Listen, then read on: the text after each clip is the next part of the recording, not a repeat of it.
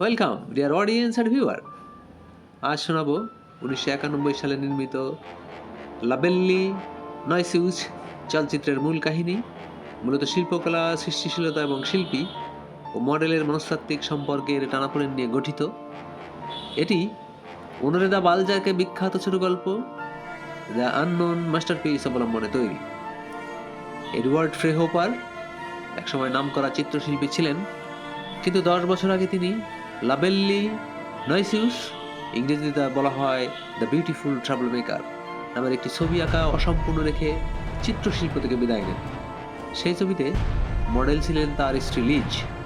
ছবির পেছনে কাজ করতে গিয়ে তাদের সম্পর্কে এতটাই নেতিবাচক প্রভাব ফেলেছিল যে ভালোবেসেই তিনি ছবিটি আঁকা বন্ধ করে দিয়েছিলেন। বহু বছর পর এক তরুণ চিত্রশিল্পী নিকোলাস তার প্রেমিকা মারিয়ানকে নিয়ে প্রবীণ এই চিত্রশিল্পীর বাড়িতে আসেন। ফ্রেহোপারের বন্ধু ওয়ার্ডেলার প্রবাসের পরামর্শে ফ্রেহোপার ঠিক করেন মারিয়ানকে মডেল বানিয়ে তিনি তার 10 বছর ধরে অসম্পূর্ণ রাখা সেই ক্যানভাস আবার নতুন করে শুরু করবেন। নিকোলাস মারিয়ানের মতো না নিয়েই এই প্রস্তাবে রাজি হয়, যা মারিয়ানকে ক্ষুব্ধ করে।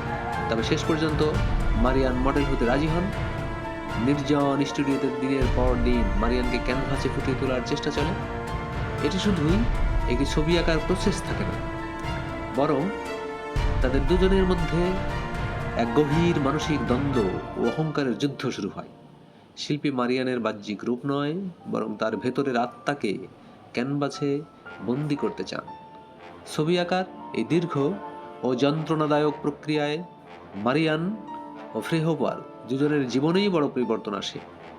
নিকোলাসের সাথে মারিয়ানের দূরত্ব তৈরি হয়।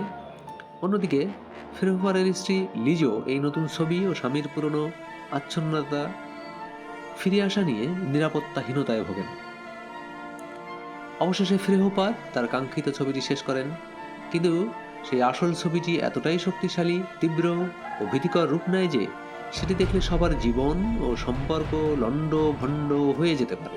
তাই ফ্রেহোপার সেই আসল ছবিটি স্টুডিওর দেওয়ালের ভেতরের একটি গোপন স্থানে ইট দিয়ে গেঁথে লুকিয়ে ফেলেন। এরপর সাধারণ অন্য একটি ছবি এঁকে সবাইকে দেখান। শিল্প সৃষ্টির চরম মূল্য, শিল্পীর পাগলামি এবং একজন মানুষের আত্মাকে ছবিতে ফুটিয়ে তোলার এই মনস্তাত্ত্বিক সফরই হলো সিনেমাটির মূল গল্প। সিনেমার লিঙ্ক নিচে দেওয়া আছে, চাইলে লিঙ্কে ক্লিক আর উপভোগ করুন। কিন্তু ছবিটি প্রাপ্তবয়স্কদের জন্য নির্মিত, তাই সবাইকে নিয়ে দেখার যোগ্য নয়। ভালো থাকবেন, সিনেমাটি উপভোগ করুন, আবার কথা হবে। Bye bye, see you.